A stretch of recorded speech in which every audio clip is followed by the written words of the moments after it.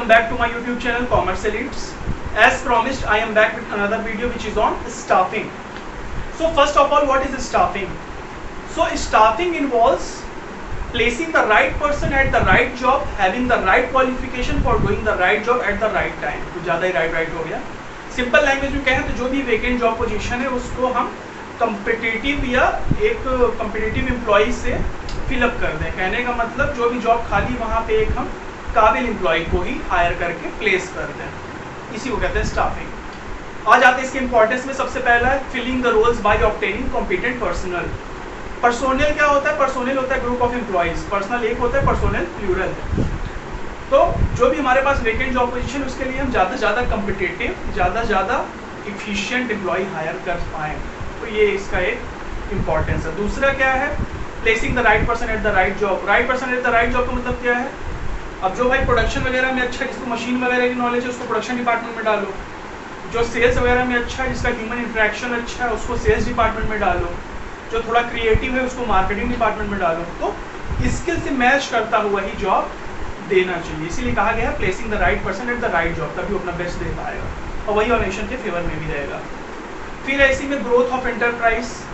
अगर हमारे पास अच्छे एम्प्लॉयज़ हैं जो अपना बेस्ट दे रहे हैं, उनकी स्किल सेट उनके जॉब से मैच कर रही है, तो ऑर्गेनाइजेशन बिल्कुल ग्रो करेगा. और इसी से रिलेटेड एक है हेल्प्स इन कम्पीटिंग. कोई भी दो फर्म है, कार तो सारी कंपनियां बनाती हैं, फ़ोन भी सारी कंपनियां बनाती हैं, बट आईफोन इतना ज़्यादा प्रॉफिट क्यों कमाता है जब इतना महंगा है? तब भी उसकी ह्यूमन रिसोर्स के कारण. उसका ह्यूमन रिसोर्स किस तरह से वो लोग मार्केटिंग करते हैं, किस तरह से प्रोडक्ट में कस्टमर को टारगेट करते हैं, क्या क्या फीचर देते हैं. तो कहीं ना कहीं वो कहने का मतलब ये है कि कोई भी दो कंपनी के पास सेम लेवल ऑफ आउटपुट हो सकता है, मशीन हो सकती है, बिल्डिंग हो सकता है, बट डिफरेंस कहाँ से आता है? Human elements. कार की बहुत सारी कंपनियां हैं, बट टेस्ला ने अचानक से कुछ ज़्यादा ही प्रॉफिट कमा लिया. इसके कारण एलॉन मस्क है. तो वैसे ही होता है कि कोई भी दो फर्म हो सकती है, जियो है, एयरटेल है, वोडाफोन है, बट तभी सब्सक्राइबर सब ज़्यादा किसके हैं? जियो पे. तो ये तो सब 4G रहे हैं ना. तो डिफरेंस कहाँ से आ जाता है? ह्यूमन एलिमेंट से. तो उन्होंने पहले उस चीज़ का एडवांटेज दिया था. तो वैसे ही स्टाफिंग क्या है? ये कम्पीट करने में हेल्प करता है. बाकी सारी रिसोर्सेज आपके पास सेम हो सकती हैं, बट अगर ह्यूमन रिसोर्स अच्छी नहीं है तो आप कंपनी को ग्रोथ नहीं करा पाओगे. फिर है it also assist in other functions. Other function मतलब जो मैनेजमेंट के बाकी के फंक्शन है, प्लानिंग, ऑर्गेनाइजिंग, डायरेक्टिंग, कंट्रोलिंग, ये सब में भी ये हेल्प करता है. कैसे? अगर हमारे पास स्टाफ अच्छा है तो प्लानिंग भी अच्छी करेगा, ऑर्गेनाइज भी सही से कर लेगा, डायरेक्शन भी सही देगा और कंट्रोल भी अच्छे से बना के रखेगा. अगर स्टाफ ही खराब है तो फिर सारे फंक्शन गए. फिर इसी में आ जाता है आपका ऑप्टिमम यूटिलाइजेशन ऑफ रिसोर्सेज.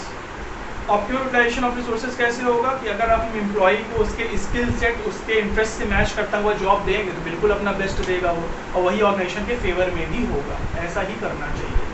कहने का मतलब अगर कोई ह्यूमन इंटरेक्शन में बहुत अच्छा है उसे सेल्समैन की जॉब दे दो. कोई क्रिएटिव है बहुत, उसको मार्केटिंग की जॉब दे दो. कोई मशीन वगैरह की बहुत नॉलेज है, टेक में इंटरेस्टेड है, उसको प्रोडक्शन डिपार्टमेंट में डाल दो. फिर इसी में है improve job satisfaction and moral of the employees. अगर किसी भी एम्प्लॉय को आप उसके स्किल सेट से मैच करता हुआ, उसके इंटरेस्ट से मैच करता हुआ जॉब दोगे तो बिल्कुल अपना बेस्ट देगा, खुशी खुशी देगा, एकदम प्रोडक्टिव रहेगा, एफिशिएंट रहेगा. आ जाते हैं स्टाफिंग प्रोसेस में. स्टाफिंग प्रोसेस में सबसे पहला पॉइंट है आपका एस्टिमेटिंग मैन पावर रिक्वायरमेंट. इसके लिए हमें दो एनालिसिस करने पड़ते हैं, वर्कलोड और वर्कफोर्स. वर्कलोड एनालिसिस में क्या होता है? हम चेक करते हैं एक्चुअल में कितना काम करना है, और वर्कफोर्स हम ये देखते हैं कि क्या हमारे पास अंडर स्टाफ है हम लोग या ओवर स्टाफ है. अगर अंडर स्टाफ रहते हैं तभी हम एक्स्ट्रा हायर करते हैं, ओवर स्टाफ रहते हैं तो उल्टा हम निकाल देते हैं. फिर दोनों का कंपैरिजन करके ही फिर हम डिसाइड करते हैं कि हमें हायर करना है या रिट्रेंच करना है या निकालते जाना है. दूसरा है रिक्रूटमेंट. रिक्रूटमेंट क्या होता है? रिक्रूटमेंट मतलब attracting more and more candidates for filling up the vacant job position. कहने मतलब जो भी खाली जगह है उसके लिए ज़्यादा से ज़्यादा कैंडिडेट को हम अट्रैक्ट करें कि वो लोग आए, अप्लाई करें. सिलेक्शन क्या है? अब रिक्रूटमेंट के लिए जितने लोग आ गए उसमें से सबसे जो most promising, most deserving candidate होगा उसको सिलेक्ट कर लेना जॉब के लिए. फिर इसके बाद आता है fourth point, placement and orientation. Placement and orientation क्या? प्लेसमेंट मतलब जिस जॉब के लिए आपने अप्लाई किया था आपको वो जॉब मिल गई तो आपकी प्लेसमेंट हो गई. ओरिएंटेशन क्या होता है?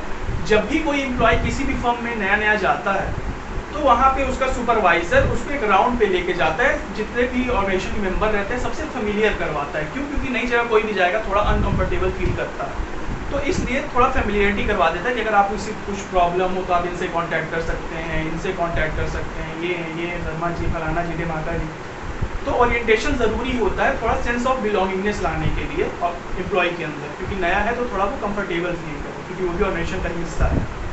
फिर लास्ट आ जाता है training and development. Training and development, कोई भी नया एम्प्लॉय गया है तो आजकल तो वैसे भी हम लोग के इंडिया का तो इतना अच्छा एजुकेशन स्ट्रक्चर है कि बिना ट्रेनिंग के हम लोग डायरेक्ट जॉब कर ही नहीं सकते। तो स्टार्टिंग में ट्रेनिंग मिलती है, ट्रेनिंग भी मिलती है, और फिर अगर आप फ्यूचर में प्रमोट होते हैं उसके लिए अलग से ट्रेनिंग मिलती है। तो इससे होता है कि आप धीरे धीरे डेवलप होते जाते हो, आपका स्किल सेट और ज़्यादा बेहतर हो जाता है।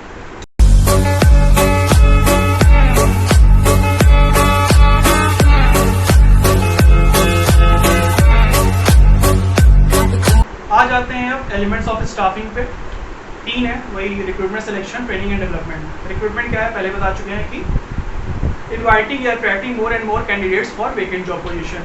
सिलेक्शन क्या है, अब वो जो कैंडिडेट्स आए उसमें से सबसे most promising, most deserving candidate को सेलेक्ट कर लेना। ट्रेनिंग एंड डेवलपमेंट, ट्रेनिंग क्या है, equipping the employees with the required skill to perform the task, मतलब उनको उस स्किल में ट्रेनिंग देना जो कि रिक्वायर्ड है जॉब को परफॉर्म करने के लिए। डेवलपमेंट क्या है, डेवलपमेंट होती है overall growth of an employee. फिर आ जाता है रिक्रूटमेंट। रिक्रूटमेंट 2 तरीके से होता है, एक्सटर्नल और इंटरनल। इंटरनल 2 तरीके से होता है। इंटरनल में ट्रांसफ़र होता है, प्रमोशन होता है। ट्रांसफ़र में क्या होता है, आप एक जगह से दूसरे जगह शिफ्ट हो जाते हैं, बट आपकी ना रैंक बढ़ती है, ना ही पे ग्रेड बढ़ता है, ना ही आपकी अथॉरिटी बढ़ती है, बस जगह बदल जाती है।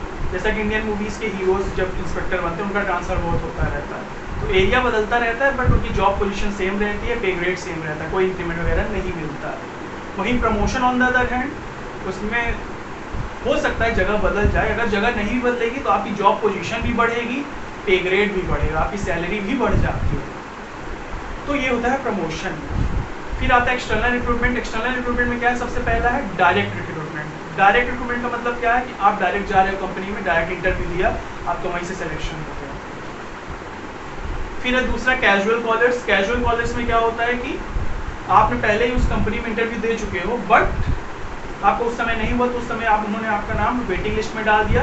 अब नेक्स्ट टाइम अगर उनके यहाँ कोई भी जॉब पोजीशन खाली होती है तो पहले आपको बुलाएंगे, क्योंकि आपकी डिटेल उनके पास पहले से ही है, तो आपको मौका देंगे कि हाँ भाई पिछली बार आए थे तुम्हारा जगह नहीं थी इसलिए नहीं हो पाया था, तो इस बार शायद हो जाए।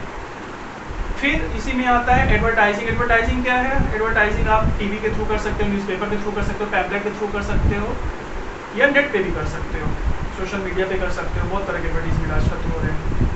फिर है एम्प्लॉयमेंट एक्सचेंजेस। एम्प्लॉयमेंट एक्सचेंजेस क्या होते हैं, ये बेसिकली एक तरह से कह सकते हो मिडिल मैन होते हैं जॉब सीकर्स और गिवर्स के बीच में, मतलब कि जिसको जॉब चाहिए एम्प्लॉय, मतलब कि जो भी है कैंडिडेट और कंपनी के बीच में। तो ये क्या करते हैं कि उस पर्टिकुलर कैंडिडेट की सारी डिटेल्स, रेज्यूमे, उसकी क्वालिफिकेशन या एजुकेशनल डिटेल्स सब रखते हैं, और जब भी किसी कंपनी में कोई जॉब पोजीशन आती है, अगर उसके क्वालिफिकेशन रेज्यूमे से मिलती जुलती है तो उस पर्टिकुलर कैंडिडेट को बता देते हैं कि यहाँ पे पोजीशन खाली है, आप देना चाहते हो इंटरव्यू, अगर हाँ देना चाहते हो तो जॉब दे दो, बट ऑब्वियस है वो कुछ ना कुछ कमीशन चार्ज करेगा इस पूरे पर्टिकुलर प्रोसेस के लिए। फिर इसी में एक चीज़ होता है बहुत आजकल फेमस है, कैंपस रिक्रूटमेंट। कैंपस रिक्रूटमेंट क्या होता है, आजकल कॉलेजेस में जो बच्चे फाइनल ईयर में रहते हैं तो वहाँ कंपनी आती है और वहीं से डायरेक्ट इंटरव्यू वगैरह, जीडी वगैरह करा के कॉलेज से ही आपको हायर कर लेती है, तो आपकी जैसे एजुकेशन खत्म होती है आप डायरेक्ट जॉब कर सकते हो, आपको इधर उधर भटकने की ज़रूरत नहीं है। फिर एक होते हैं लेबर कॉन्ट्रैक्टर्स। लेबर कॉन्ट्रैक्टर्स कौन होते हैं, जिनकी परमानेंट जॉब नहीं होती, जो कॉन्ट्रैक्ट बेसिस पे करते हैं। वो कॉन्ट्रैक्ट जितने भी साल का, 1 साल, 2 साल, 4 साल, 5 साल, तभी तक जॉब उनकी रहती है, उसके बाद खत्म। फिर है रिकमेंडेशन फ्रॉम प्रेजेंट एम्प्लॉयज़। अब कोई पहले से ही कंपनी में काम कर रहा है तो उसे पता है कंपनी कैसी वर्किंग है, क्या क्या कैसा है, तो अगर उसे पता है कि हाँ इस जॉब पोजीशन के लिए कोई कैंडिडेट सुटेबल है तो वो HR को रिफ़र करेगा कि हाँ इनको आप अपॉइंट कर लीजिए, ये इस जॉब के लिए बेस्ट सूटेड रहेंगे, तो उसे कहता है recommendation from present employee. Generally अपने रिश्तेदार या किसी न किसी दोस्त के बेटे या परिवार के लड़के को ही वो सजेस्ट करता है। फिर वेब पब्लिशिंग। वेब पब्लिशिंग क्या है, आजकल हर कंपनी की अपनी अपनी साइट है, वहाँ पे भी आप उनके पेज पे जाके देख सकते हो, अगर कोई जॉब पोजीशन खाली तो उसमें डिटेल दिया रहेगा, क्या क्या क्वालिफिकेशन मांगा है, कितना एक्सपीरियंस मांगा है, सब डिटेल दिया रहेगा। तो अगर आपका वो क्वालिफिकेशन, वो एक्सपीरियंस है तो आप वहाँ से भी अप्लाई कर सकते हो। अब दोनों में बेटर क्या है, अगर आपको टाइम बचाना है, कॉस्ट भी बचाना है तो इंटरनल, और अगर आपको फ्रेश टैलेंट चाहिए, वाइड वैरायटी चाहिए, तब फिर एक्सटर्नल। क्योंकि इंटरनल में तो हम केवल अंदर के लोगों को यूज़ कर सकते हैं, एक्सटर्नल में क्या है हमारे पास बहुत वैरायटी है। बट एक्सटर्नल वही है, टाइम कंज्यूमिंग और कॉस्ट कंज्यूमिंग दोनों है, और ये दोनों जगह कॉस्ट भी बचाता है, टाइम भी बचाता है, और कहीं ना कहीं जो प्रेजेंट एम्प्लॉयज़ उनका मोराल बूस्ट करता है कि हाँ भैया हमारे ऊपर भरोसा करें, हम इनको प्रमोट कर दिए। बट अगर उसी पोजीशन के लिए हम बाहर से हायर करेंगे तो इनका मोराल डाउन हो जाता है। तो एक्सटर्नल रिक्रूटमेंट से प्रेजेंट एम्प्लॉयज़ का मोराल डाउन हो जाता है।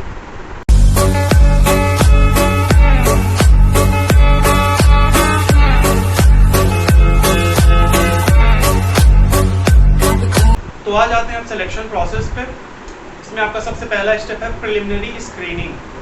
तो प्रिलिमिनरी स्क्रीनिंग में क्या करते हैं हम, बेसिकली एलिजिबिलिटी चेक करते हैं कि जितने कैंडिडेट आए हैं तो जो जिस जॉब पोजीशन के लिए आए उसके लिए वो एलिजिबल हैं या नहीं हैं। तो जो एलिजिबल हैं उनको फिर सेकेंड स्टेप सिलेक्शन टेस्ट के लिए बुलाया जाता है। सिलेक्शन टेस्ट में क्या होता है, कई टेस्ट होते हैं। आपका इंटेलिजेंस टेस्ट होता है, एप्टीट्यूड टेस्ट होता है, पर्सनैलिटी टेस्ट होता है, इंटरेस्ट टेस्ट होता है, ट्रेड टेस्ट होता है। फिर जो लोग ये टेस्ट क्वालिफाई कर लेते हैं उनको थर्ड राउंड में फिर एम्प्लॉयमेंट इंटरव्यू के लिए बुलाया जाता है।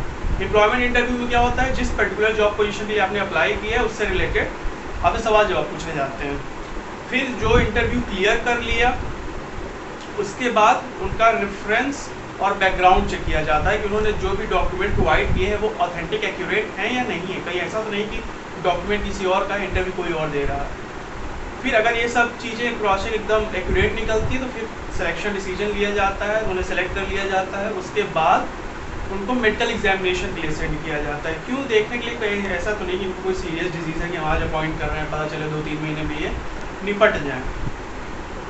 तो इससे वो क्या होगा, फिर से कंपनी को पूरा प्रोसेस रिपीट करना पड़ेगा, इसलिए ये मेडिकल एग्जामिनेशन ज़रूरी होता है। तो जिसने मेडिकल एग्जामिनेशन में क्लियर कर लिया उसको फिर जॉब ऑफर की जाती है कि अगर आप इंटरेस्टेड हैं तो आपको ये जॉब मिल सकती है, मतलब डेट और सब बता दी जाती है। तो अगर आप इंटरेस्टेड हैं, आपने हाँ करी, तब फिर आपको मिलता है कॉन्ट्रैक्ट ऑफ एम्प्लॉयमेंट। उसमें आपको पूरा joining date, duties, responsibilities, rules regulation क्या फॉलो करना है, सब चीज़ें डिटेल में दिया रहता है। आ जाते हैं ट्रेनिंग में। ट्रेनिंग बेसिकली 2 तरह की होती है, on the job, of the job. On the job training किसके लिए होती है, टेक्निकल नेचर की जॉब के लिए, बेसिकली लोअर लेवल एम्प्लॉयज़ के लिए होती है। तो इसमें क्या होता है, आदमी काम करते करते सीखता है। जैसे इसमें पहला जो मेथड है वो है अप्रेंटिसशिप ट्रेनिंग। अप्रेंटिसशिप ट्रेनिंग को हिंदी में बोले तो गुरु चेला ट्रेनिंग होती है। इसमें होता क्या, जैसे कि ट्रेनर है, पहले वो टास्क परफॉर्म करके दिखाता है, फिर सेम टास्क ट्रेनिंग को परफॉर्म करने को बोलता है। जब ट्रेनिंग परफॉर्म करता है तो वो उसे देखता रहता है, कोई अगर मिस्टेक करे तो उसे समझा दे ताकि फ्यूचर में एरर ना करे। तो यहाँ पे क्या है, करते करते काम सीख जाता है एम्प्लॉय। वहीं दूसरा है इंटर्नशिप। इंटर्नशिप क्या होता है, जो कॉलेज के बच्चे होते हैं उनको 2-3 महीने के लिए भेजा जाता है फॉर्म में, तो वहाँ पे इनकी 2-3 महीने की ट्रेनिंग होती है, और इस ट्रेनिंग के दौरान इनको कुछ रिमनरेशन भी मिलता है जिसको कि स्टाइपेंड बोलते हैं। आ जाते हैं ऑफ द जॉब ट्रेनिंग में। ऑफ द जॉब ट्रेनिंग में क्या होता है, बेसिकली ये मैनेजरियल लेवल स्टाफ के लिए होती है, मतलब मिडिल लेवल और टॉप लेवल के लिए होती है। इसमें बहुत ज़्यादा टेक्निकल स्किल्स की ज़रूरत नहीं होती ना, बहुत ज़्यादा असेट वगैरह की। इसमें बेसिकली बिहेवियर इन्फ्लुएंस करना सिखाते हैं। पहला इसका वेस्टिब्यूल स्कूल। वेस्टिब्यूल स्कूल क्या होता है, बेसिकली डमी मॉडल होता है, डुप्लीकेट चीज़ें यहाँ पे यूज़ होती हैं या पुरानी चीज़ें कह सकते हैं। तो जैसा आपका फर्म में काम करना है वैसा ही काम आपको बाहर करवाते हैं, बट वहाँ पे मशीनें लोकल रहती हैं, पुरानी रहती हैं। बेस्ट एग्जांपल ऐसे समझ लीजिए कि जैसे अगर आपको गाड़ी चलाना सीखना है तो आप एकदम नई गाड़ी लेकर उसमें सीखेंगे थोड़ी। नई गाड़ी तो आप तब लेंगे जब आप सीख जाएंगे।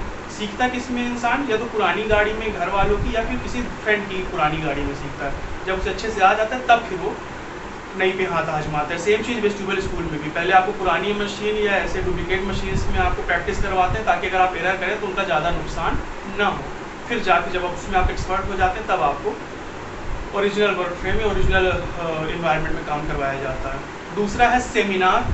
सेमिनार क्या होता है, सेमिनार बेसिकली होते हैं कि जितने भी अटेंडी रहते हैं उनके बिहेवियर को इन्फ्लुएंस करना सिखाते हैं वहाँ पे। तो कैसे वर्ड प्ले करना है, कम्युनिकेशन स्किल एक्सेट्रा एक्सेट्रा, यही सब चीज़ें बताया जाता है उसमें।